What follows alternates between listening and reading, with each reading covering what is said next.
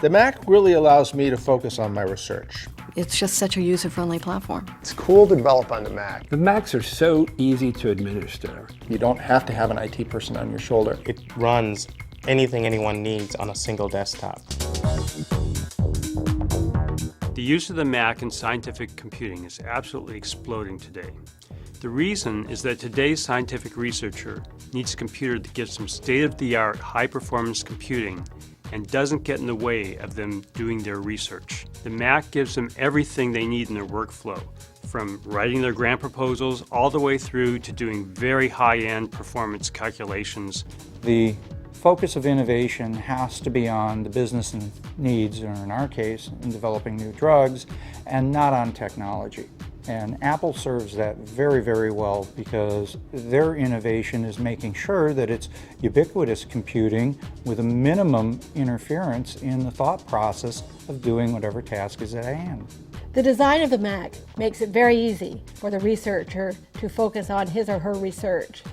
It's fun to use, it's elegant, and there are very few technical barriers so that the researcher can sit down at his or her computer, ask the question, and in no time at all, the answer appears without the scientist getting entangled in some of the technical mumbo-jumbo that you have to deal with other platforms and other systems.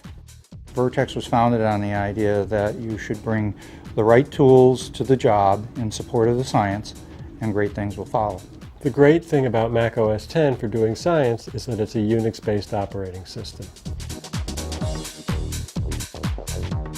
The great thing about the Mac is that it's designed to fit into today's diverse computing environments, whether that be Unix or Windows. Having that flexibility across the board for more out-of-the-box desktop solutions, third-party specialty solutions, and being able to make use of open source Unix software, that combination on one platform really gives us a powerful way to address our research needs as they evolve. We're a cross-platform enterprise, and the beauty of the Mac is that it lets me develop, it lets me deploy, it lets me test, all on my Macintosh, and I know the software is going to run on Windows and Linux and Solaris.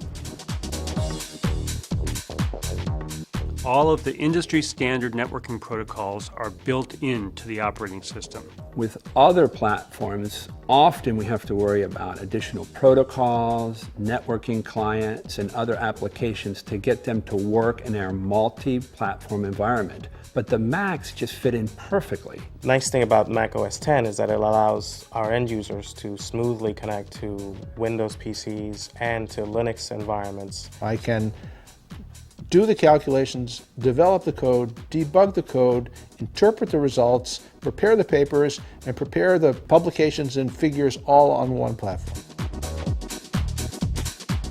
Once you've decided to go with a heterogeneous environment, the Apple plays especially well because the total cost of ownership is low. And that helps us direct our resources to cutting-edge issues that are important to the company as opposed to keeping the infrastructure supported and operating. A major factor for us in choosing Apple is that it gives us the biggest bang for our buck. It's a sophisticated platform that is relatively inexpensive. Because of its design, it requires very little infrastructure and technical support. The Mac is built to tackle today's most demanding scientific computing applications.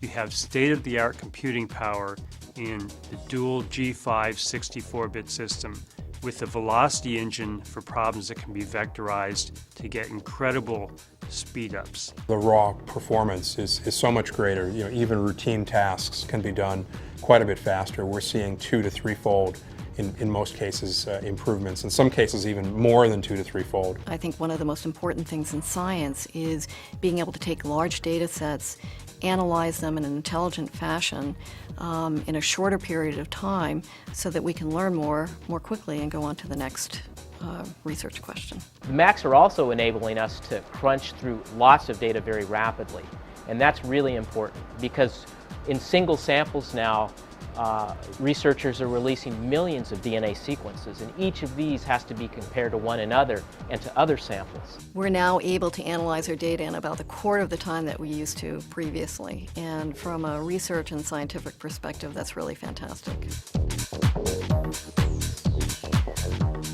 Apple really has a culture of innovation and ease of use. And there's nothing we love more than to enable people to innovate.